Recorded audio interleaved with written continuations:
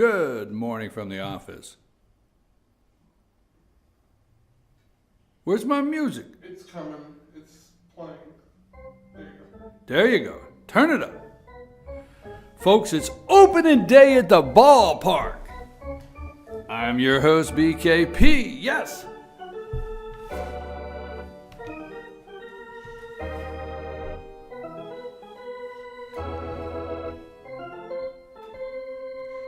I'm sorry, folks. I couldn't stop him.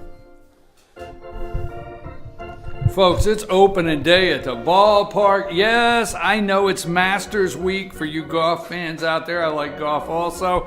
I'm going to talk about all this I have here today. We got a lot going on. Monday morning, welcome back. Good morning from the office. North Georgia's only live online morning show. What? Your left picture, it's got a glare. You need to. This one? Yeah. I can't get it. Well, let me just get this one out of the way. This is...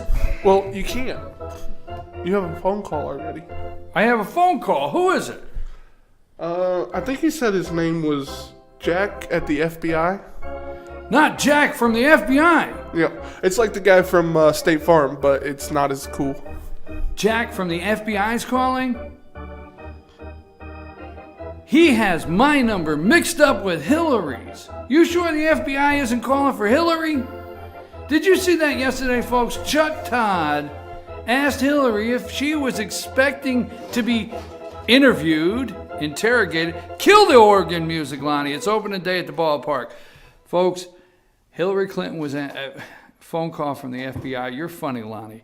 Hillary Clinton yesterday was asked by Chuck Todd if she was scheduled to be interviewed by the FBI, interrogated, and you should have seen the look on this lady's face. Like, she didn't know exactly. My opinion is she didn't know how to answer that. Now it's open. Jack says it's not for Hillary. He's yeah, here to, okay. All right, Lonnie. He's here to talk to you about abusing your producer. Yeah, okay. The FBI's on the phone. Interview this week. Okay. Folks, it's opening day at the ballpark. I am doing my opening baseball special today. We got a lot going on. We're going to be talking about the 9th District congressional race at 8:30. We're going to have Carlene will be in here. We're going to have our health and fitness segment. We do it every Monday morning, and so that's coming up at 8:30. But first, we're going to mix a couple things up here, and we're going to have our opening day at the ballpark special. Now, folks, on opening day at the ballpark, you're supposed to, I'm getting ready to get in trouble here, first thing in the morning, you're supposed to leave work. Sorry, just saying, call in sick, whatever. I know, I'm in so much trouble. We used to do, my first cousin, this is a tribute to my cousin Cliff. Cliff died of cancer a couple years back. My first cousin Cliff, Jerry, Tony, and I, we used to, my brother Jerry, I'm surprised if he calls in today, I'll have to get him to tell you this story.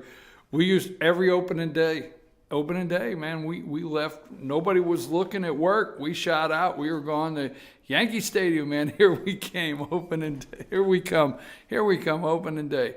We're on our way. Here we come, Yankee Stadium, opening day. Anyhow, this is what it could look like around the league today. This is a couple videos. We got several videos today we're going to pop in from time to time. But Lonnie, show them what it could look like a little bit around the ballpark for opening day today for 2016 Major League Baseball. Run that clip there, Lonnie. Turn it up so I can hear it.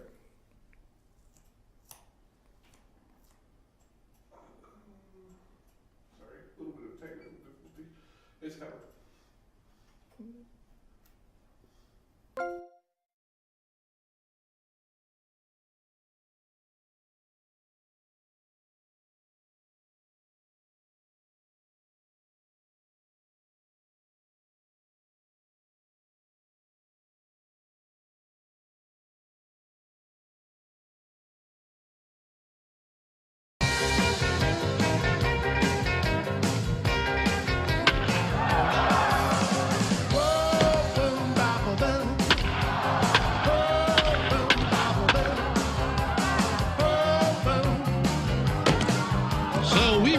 off the Zippo bail bond sign, and that's another team record for Rick Vaughn.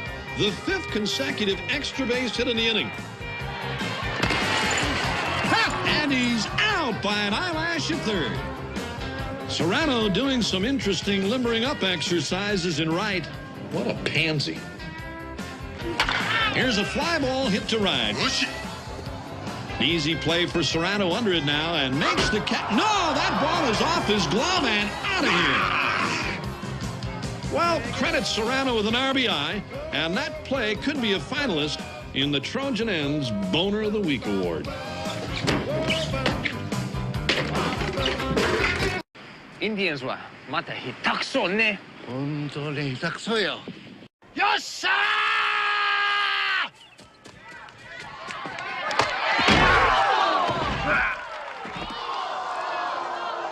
And so Hiroshi Kamikaze Tanaka, recently of the Tokyo Giants, knocks himself cold for the 2nd time this week. Maybe in Japan that's actually better than catching the ball. Personally, I think he's just trying to get out of the lineup. Bastard, I love you. Hey, I know everything Okay, folks, that's what it could look like around the league today. That could be what opening day looks like around the league again. Now, I'll move these out of the way, but this is Ty Cobb, the Georgia Peach. All right, this is Georgia Peach, Ty Cobb. We got to have this for opening day. Can't start opening day without that. Now, I want to know, folks, I watched all of the morning shows yesterday. What happened to the DNC chair, Debbie Wasserman Schultz? Where is she at? I mean, I don't see interviews with her. Maybe it's because I'm not watching MSNBC that often, but I watch every Sunday morning show, 4 of them on Sunday mornings, news repeatedly around the internet. Where is Deborah Wasserman Schultz? Where is the discussion, the importance of talking about a possible contested convention with the Democrats? Where is the possible discussion with the DNC chair if Hillary Clinton talks to the FBI and gets indicted? Where is all the discussion and the heat around the DNC with Deborah Wasserman Schultz? Why is Reince Priebus, or whatever he pronounces his name, the chair of the RNC, why is he doing 10 interviews a day?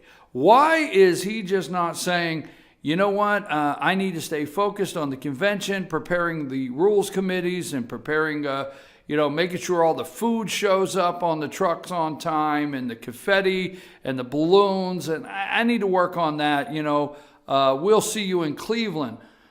Why is it so important that he does these interviews, one right after another, leaving those little doors open? Well, I'm for sure in Cleveland they'll be one of the 3 possible candidates left in the race will be the nominee. I'm for sure.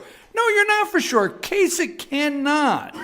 Priebus says yesterday, I'm for sure one of the 3 candidates remaining in the race will be our nominee. No, you're not. You're not. Kasich cannot be the nominee without a contested convention and it goes to the 3rd round or whatever. He can't be. Why is the RNC meeting with Kasich's campaign staff this week? Why? Why are you even wasting people's time? I'm telling you, I don't understand that. Look, folks, I'm going to get to the 9th District congressional race here. I want to get this before George gets in and before we get to the other ones today. And I'm going to get back to this. First of all, I'm playing several clips today during baseball. All right. So my second clip today I want to play is, if you're out at the ballpark, you may want to make the call. Now, I don't know. You make the call here on third base. Munson throws out Wilson. Don't play this yet. This is 1978. It's the American League Championship Series Game 4. Now, this is Thurman Munson from the New York Yankees, catcher of the New York Yankees. This is Thurman Munson. We'll move him out of the way. This is Thurman Munson's rookie card. Yeah, that's right. That's right, baby. I know you don't understand this, Lonnie. I'm not asking you to understand this, okay? But this is Thurman Munson's rookie. What, Lonnie?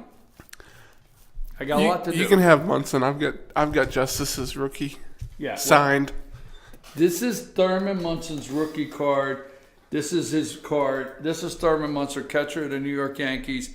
Died in a plane crash, tragic plane crash. Great career, great catcher. Now this is the throw down the third to Wilson. This is the Kansas City Royals, 1978, the American League Championship game, Game 4. You make the call. Is he safe or is he out? Play the tape, Lonnie. You make the call.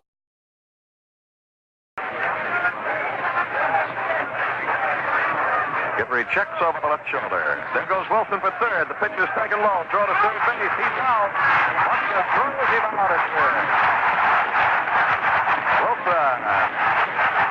Short dugout. The third base coach Tucker will argue the call with Lou DeMuro, the umpire. And now White Herzog goes out to argue.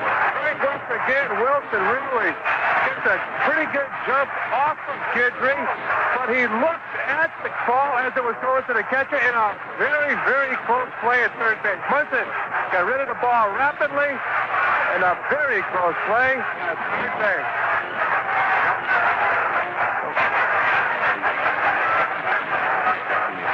DeMuro calls Wilson out at third. That's a big play right there for the Yankees. The Royals do not believe it.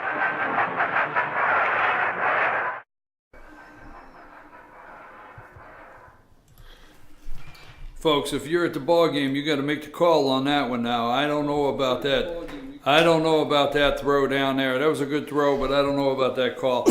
Hey, that's what baseball is all about. Now look, for you Cub fans out there, or the Cub fan, not plural. For the Cub fan out there, you're going to have to stick around. I got something special for you today. I got a couple specials for any Cub fan that may be out there.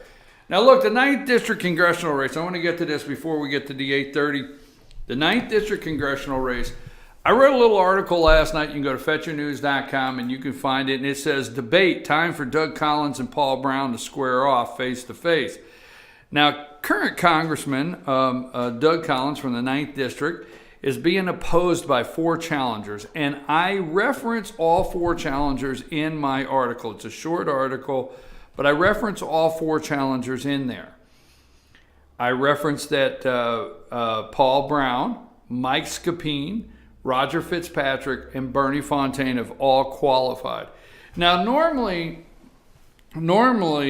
my rule here at FetcherNews.com is to invite all the candidates on the state that have qualified to be at any debate that I do, not to exclude anyone. But it's when I say obvious, you can look for yourself. Everything I tell you can look for yourself. It's obvious Congressman Doug Collins' campaign has decided it may be the correct strategy for them, but they have decided to acknowledge one candidate and only one candidate, and that's Dr. Paul Brown. Now, the reasons for that is not to go too far back, but in the back end of this story is, for those that don't know, the 9th District was redrawn, redistricting. It was redrawn. The 14th was moved over here this way towards Dalton, where the 9th District used to be. If you were in Gilmer County and Fannin County, you used to be in the 9th District over in Dalton and Chatsworth and Whitfield County and that area. But a lot of people say they took a bullseye around Gainesville and they drew the new 9th District. This is a couple years back, more than a couple, but several years back. Dr. Paul Brown used to represent the 10th District. Before redistricting took place, somewhat of half of the now 9th District, best way I can put it, somehow half of what's now the 9th District wasn't a 10th District. So it's not like he is new to the area of geographically the 9th District. But Dr. Paul Brown resigned when he ran for Senate in 2014. David Perdue ended up becoming the Georgia senator there, U.S. senator. Now, all that being said, Dr. Paul Brown is now attempting to run in the 9th District. There you go. Tried to bring it all together there. And I guess due to the fact he used to be a congressman, former congressman, Doug Collins has engaged Dr. Brown. I can't answer all these questions now, but the other candidates, Mike Scapine, Roger Fitzpatrick, let me let you know this. Roger Fitzpatrick ran when the 9th District was open, when there was no congressman. Congressman Tom Graves was moved to the left. I can't write that stuff. Congressman to my left, Congressman Tom Graves. I'm sorry, Congressman. Just saying, your votes here recently. Okay, but Congressman Tom Graves moved to my left over here into the 14th district, the new 14th district, and so that left an opening in the 9th. Okay, no baseball references, an opening in the 9th. Okay, that left an opening in the 9th district. Now, moving right ahead, just so you guys kindly understand out there what's going on in the 9th district. So Doug Collins is running against Martha Zoller and Roger Fitzpatrick, which is the same Roger Fitzpatrick that's running now.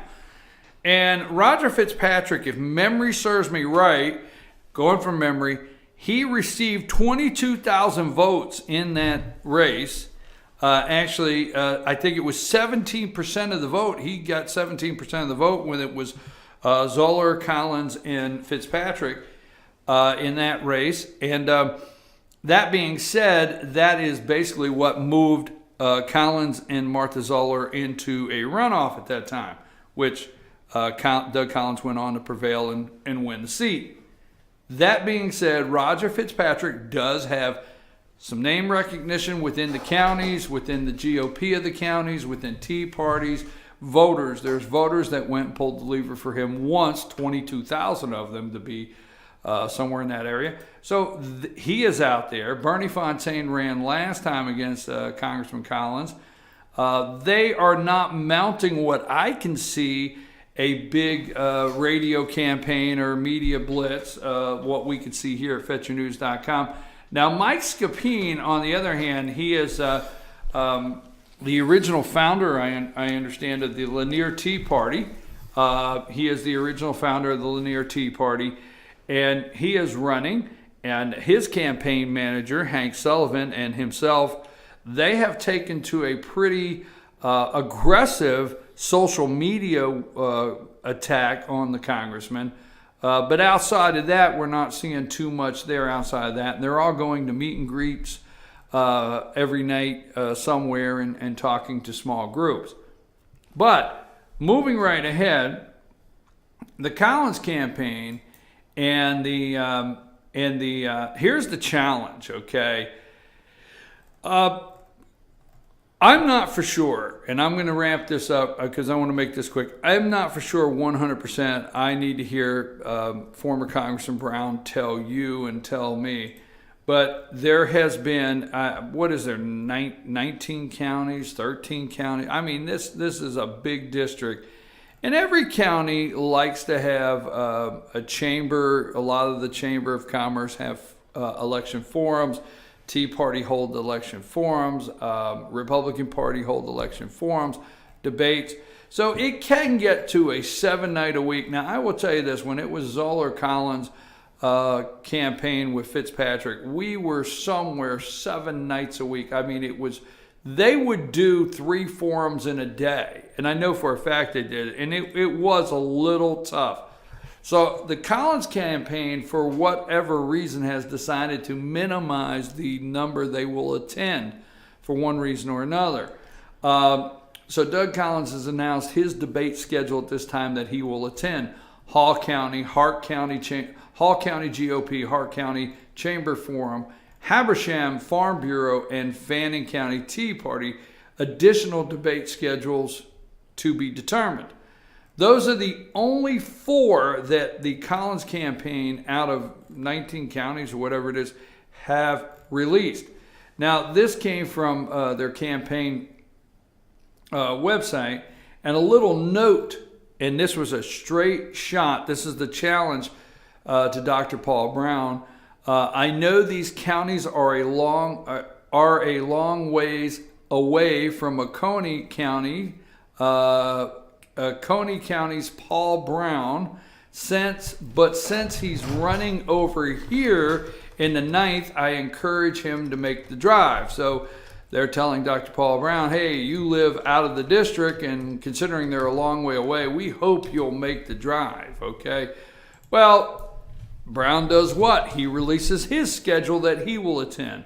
At this time, according to his website this morning, Dr. Paul Brown will attend the Hall GOP debate, the Toccoa Stevens Chamber of Commerce Candidate Forum, South Hall GOP Candidate Forum, Gilmer Tea Party debate, Union GOP Candidate Forum, Lumpkin GOP Candidate Forum, Hart County Chamber of Commerce Forum, Fannin County Tea Party debate, Habersham Farm Bureau debate. So he has released, Collins released 4. He has released 1, 2, 3, 4, 5, 6, 7, 8. He's released 9 at this time that he will attend, where Collins is releasing 4. Now he sends a challenge to Doug Collins, and he says Dr. Paul Brown will be at all these events. Unfortunately, it looks like establishment Doug has decided to duck half of them. Okay, so those are the back and forth we're starting to see. Now, it's real simple, and I'll put it like this. First of all, Doug Collins released the Collins campaign released a radio ad, and it seems like he's zeroing in on Brown. Okay, the Collins campaign launched a radio ad claiming Brown abused taxpayer money and alleged that he is under criminal investigation. Okay, so the ad says, career politician Paul Brown, former Congressman Brown's hypocrisy is bad, but Paul Brown's repeated abuse of taxpayer money is even worse. Paul Brown claims to be an outsider, but Paul Brown's been on the ballot 12 times in 26 years for 6 different political positions. He's so desperate to further his campaign career, Brown's now campaigning for Congress in a district he doesn't even live in. Again, this is the transcript from the Doug Collins radio ad. While Paul Brown's hypocrisy knows no bounds, Brown's abuse of taxpayer money is even worse. In Congress, Brown nearly bankrupted his office budget with an excessive amount of taxpayer-funded mail, and now former Congressman Brown is under a federal criminal investigation into the use of taxpayers' money to aid his failed U.S. Senate campaign. Career politician Paul Brown's hypocrisy is bad, but Paul Brown's abuse of taxpayer money is even worse. That's the transcript, okay? Now, Brown has released a response radio ad. Brown refers to Collins as establishment. Now, we all know that right now in the political climate, establishment's almost like a 4-letter word, okay, in the current political climate.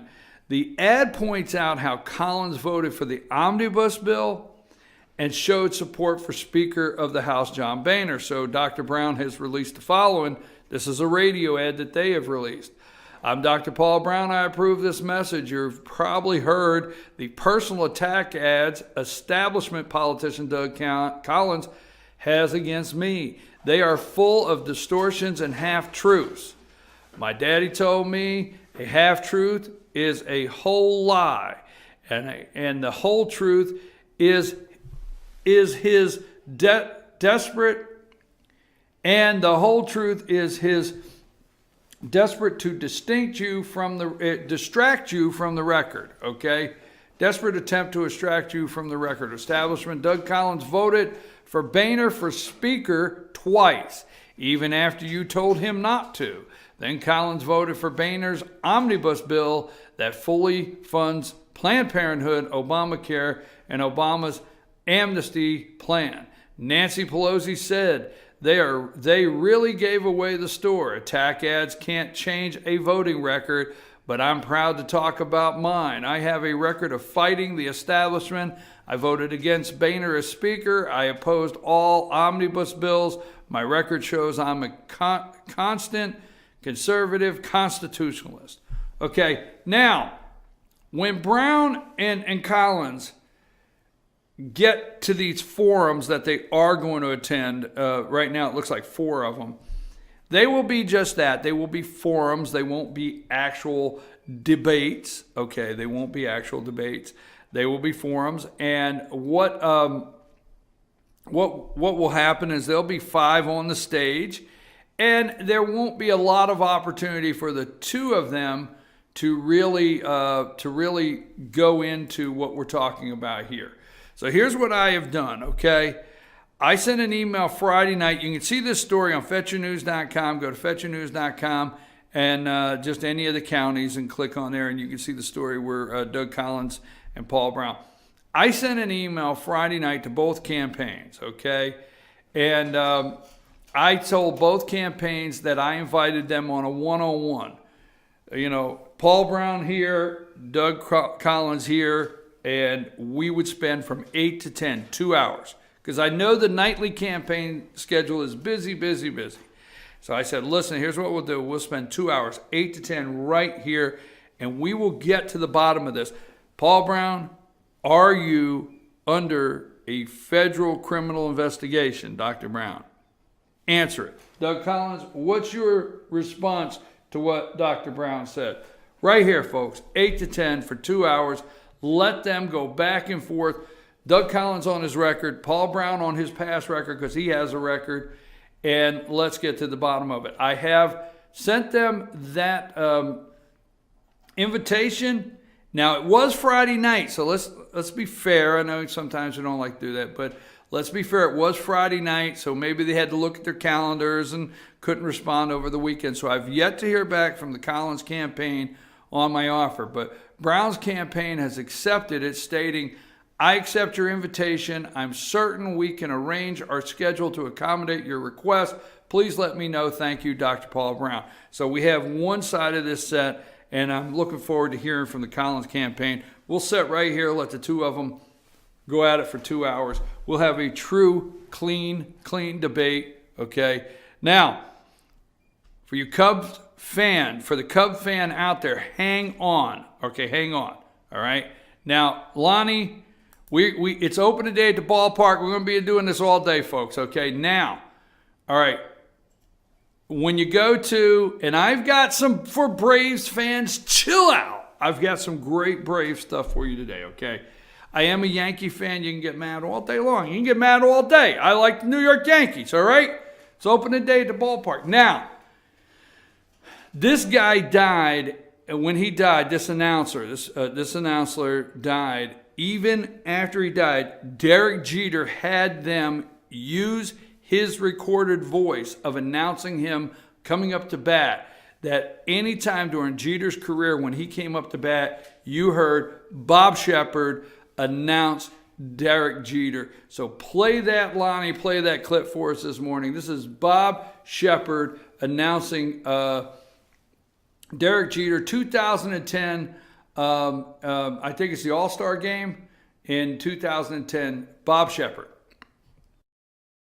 Ladies and gentlemen, to introduce our next batter, we turn to the voice of legendary New York Yankee public address announcer Bob Shepard, who passed away this weekend at the age of 99.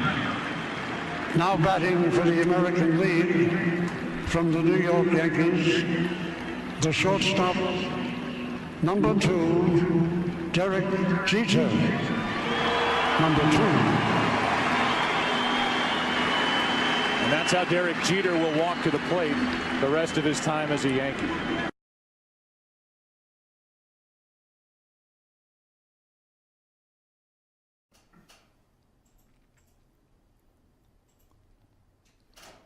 Folks, Bob Shepard announcing Derek Jeter coming to bat.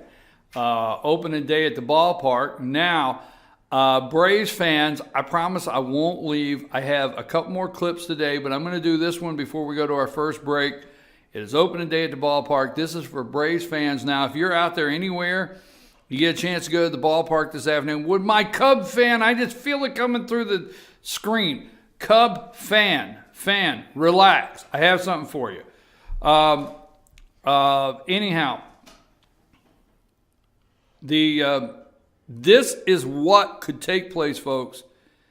If you're at the ballpark, a first time could happen today, opening day for a nice rookie getting the first home run of their career. And it couldn't happen to better people than the Atlanta Braves versus the New York Mets. This is for you Braves fans. Lonnie, play this clip.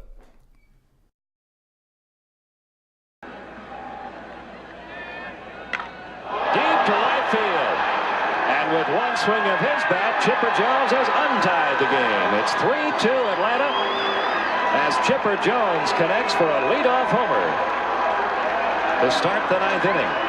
That's not going to win any points with your manager if your team fights back to tie it. I think that's Chipper Jones' first big league home run. It is.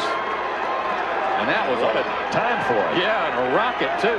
Great extension. Look how he gets the head of the bat out there on that pitch.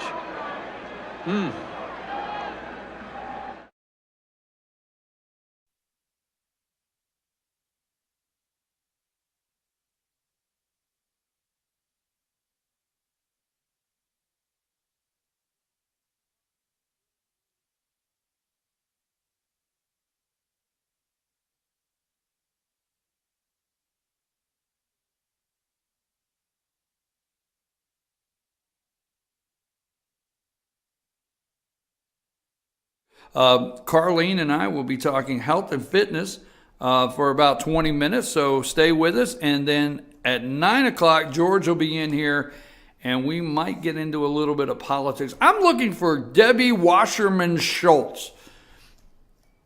I don't know. Can anybody find her, the DNC chair? Does anybody know where she's at? Lonnie, take us a break. We'll be right back.